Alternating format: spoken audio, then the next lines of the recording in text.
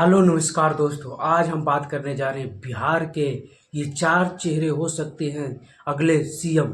नीतीश कुमार का हटना तय इस अनुसार अगर ये चारों में से कोई सीएम बनते हैं तो। और संभावनाएं इस बार बिहार में कुछ अलग होने की दिख रही है। जिस प्रकार से राजनीतिक बदलाव हो रहा है, चुनाव में कम समय बचा है, बस 2 3 4 महीने बचे हैं।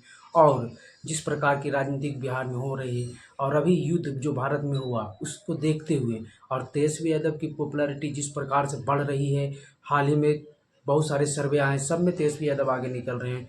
तो कोई नया चेहरा आने की संभावनाएं बिहार में दिख रही है। प्रशांत किशोर की रैलियों से बिहार उजागर हो रहा है। सम्राट चौधरी की पॉपुलैरिटी धीरे धीरे बढ़ती जा रही है। और बीजेपी जिस प्रकार से अभी माहौल बन गया है पूरे देश भर में, उसमें बिहार भी शामिल है।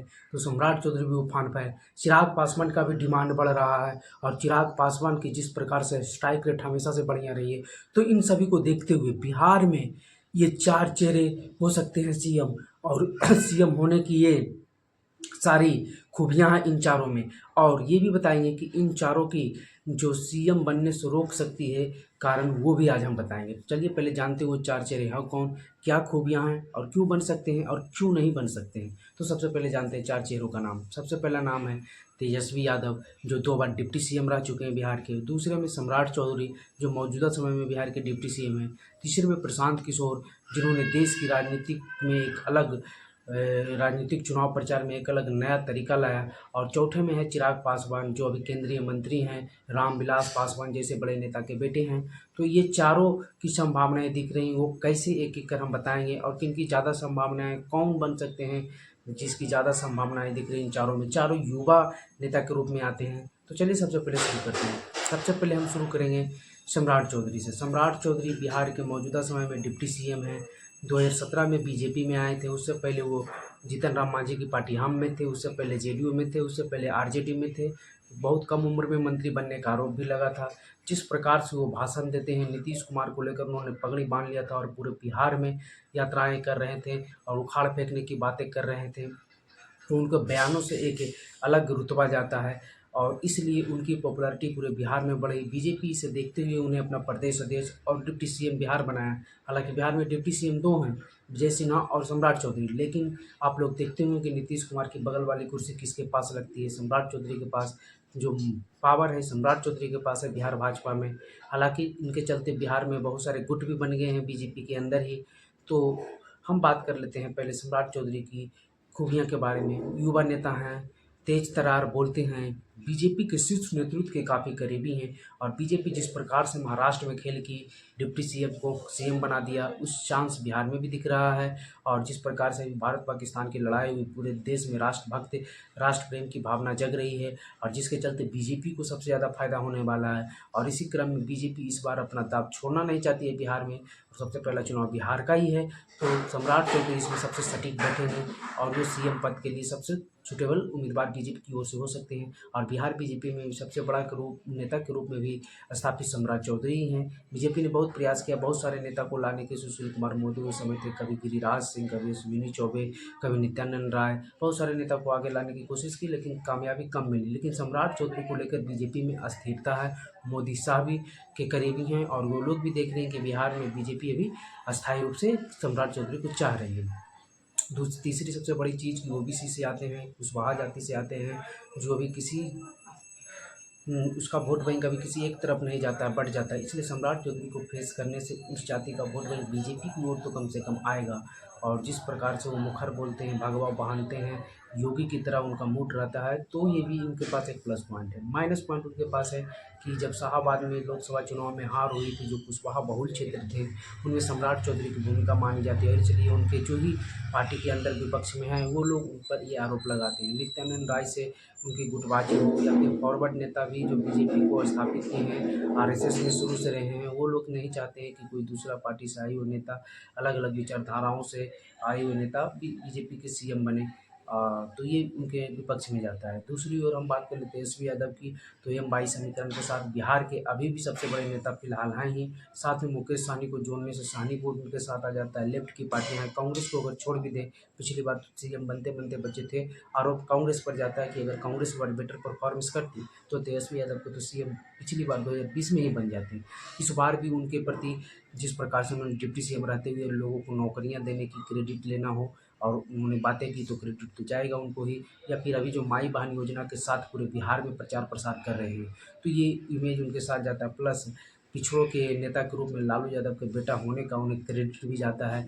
लोग उन्हें एम बाई से मुस्लिम यादव के साथ साथ और कुछ फॉरवर्डों को जोड़ने का भी प्रयास किया, जिसके साथ तेजस्वी यादव की पॉपुलैरिटी दिनों दिन बढ़ती ही जा रही है। और विपक्ष के नेता के रूप में जिस प्रकार से समझदारी की बातें उन्होंने किया है, सोचते समझते हुए बोलने की क्षमता उनके पास जो है, तो वो तेजस्वी यादव के साथ जाता ही है। तो इस प्रकार तेजस्वी यादव की सीएम बनने की संभावना तो काफ़ी दिख ही रही है, और आज नहीं तो कल उनका तो सीएम बनना जरूरी है, इस चुनाव में नहीं तो अगले चुनाव में, अगर वो बढ़िया से इसी प्रकार रेगुलर राजनीतिक में रहते हैं तो। नेगेटिव उनके प्रति ये जाता है कि भ्रष्टाचार का आरोप लगता है, उनके पिता पर सबसे ज़्यादा भ्रष्टाचार का आरोप लगता है। जंगल राज को उनके पिता की जो लेगेसी, हालांकि वो अभी कम हुई है, फिर भी तेजस्वी पर जाता ही है। और कम पढ़े लिखे होने का आरोप, हालांकि ये कोई ज़्यादा बड़ा आरोप है नहीं। चौथा जो है कि डिप्टी सीएम जो भी आज तक बिहार में बना है वो सीएम नहीं बन पाया, ये भी लगता है, ये सम्राट चौधरी के साथ भी लगता है। तो ये है तेजस्वी यादव की बातें। अब हम बात कर लेते हैं प्रशांत किशोर, एक युवा चेहरा, युवा तो नहीं बोलेंगे लेकिन जिस प्रकार से राहुल गांधी अपने आप को युवा बोलते तो उस प्रकार से तो प्रशांत किशोर भी युवा हो गए। प्लस निदाग हैं, कोई प्रकार की कोई दाग नहीं है, राजनीतिक में नए नए आए हैं और एक अलग प्रकार की राजनीति कर रहे हैं, जो जाति धर्म से उठकर बातें कर रहे हैं और लोग पढ़े लिखे समृद्ध लोग उनके साथ जुड़ भी रहे हैं। और जिस प्रकार से उन्होंने मुसलमान और फॉरवर्डों का एक समीकरण इंटरनली तौर पर बना लिया, क्योंकि बिहार ऐसा राज्य है जहाँ बिना जाति के तो राजनीतिक चल ही नहीं सकता, तो कुछ तो वोट वोट बैंक बनाना होगा। और जिस प्रकार से उन्होंने अभी सीमांचल में सभाएं की, तो प्रशांत किशोर भी एक युवा चेहरा के रूप में आगे आ रहे हैं। उपचुनाव में भी अच्छी खासी परफॉर्मेंस किया, हालांकि बहुत जगह जमानत भी जब्त हो गया। पटना की रैली में उनके रैली में भीड़ नहीं है, लेकिन बाद में जब वो जिले जिले 22 जिले घूम रहे हैं तो उनकी रैलियाँ भीड़ दिख रही है। तो प्रशांत किशोर के साथ ये भी जाता है नेगेटिव ये। और प्लस ये जाता है कि वो हर एक राज्यों के नेताओं के साथ बहुत सारे चुनाव जिता चुके हैं, उनका अनुभव है। नीतीश कुमार और लालू यादव दोनों के साथ वो चुनाव प्रचार करवा चुके हैं, दोनों की कमजोरी और मजबूती दोनों जानते हैं, और वो दोनों पर हमलावर भी अभी रहते हैं। तो ये प्लस पॉइंट है प्रशांत किशोर के साथ। प्लस उनके पास एक टीम है, बहुत पढ़े लिखे और डाटा एनालिस्टिक की टीम है। माइनस ये जाता है कि वो जाति से ब्राह्मण से आते हैं, इसलिए प्रशांत पांडे उन पर आरजेडी वाले लिख लिख कर हमला करते हैं। दूसरी बात कि अभी बिहार की राजनीतिक में नए नए हैं, पहला चुनाव होगा उनका विधानसभा का उपचुनाव छोड़कर, तो अभी और बहुत कुछ सीखना है, लेकिन नेता के रूप में बिहार में वो भी स्थापित हो रहे हैं। तीसरी उनकी कमजोरी ये जाती है कि अभी वो चुनाव एक भी अपने खुद लड़े नहीं हैं, तो ये भी है। अब हम बात कर लेते हैं चिराग पासवान की। चिराग पासवान युवा नेता के रूप में, स्मार्ट लुकिंग नेता के रूप में बिहार में छाए हुए हैं। उनके जाति के तो लोग उन्हें चाहते ही हैं, और उनका ये प्लस पॉइंट है कि चिराग पासवान की पासवान जाति उन्हें तो जहाज से चाहती है, लेकिन उसके अलावा भी कुछ फॉरवर्ड लोग भी उनके चाहते हैं। और बिहार में स्मार्ट नेता के वो देखा जाती है कि देश भर के स्मार्ट नेताओं में चिराग पासवान की चर्चा होती है। साथ ही उनकी जो चाहत है बिहार की राजनीतिक में आने का, वो भी उनके साथ प्लस पॉइंट में जाता है, तो चिराग पासवान के साथ ये जाता है। मुसलमानों का भी सिंपैथी उनके साथ रहता है, क्योंकि अभी हाल ही में जब ये बिल आ रहा था, उसके बाद जब अलग तरह की बातें बीजेपी नेताओं के द्वारा बोली जा रही थी, तो उस समय भी कहा गया कि चिराग पासवान ने उसका विरोध किया और मुसलमानों के प्रति उनके सिंपैथी होता है। और वो जब रोज़ा के समय अपने घर पर पार्टी भी देते हैं, जिसमें तमाम मुस्लिम नेताओं के साथ आते हैं। रामविलास पासवान की एक लेगेसी है, और पार्टी को उन्होंने टूटने से किस प्रकार से बनाया, तो एक नेतृत्व के रूप में बिहार में वो भी स्थापित हो चुके हैं। एनडीए के साथ उनकी कैसी तालमेल है, नरेंद्र मोदी के हनुमान कहे जाते हैं, वो प्लस पॉइंट है। माइनस पॉइंट ये है कि वो बहुत ज़्यादा ज़िद्दी हैं।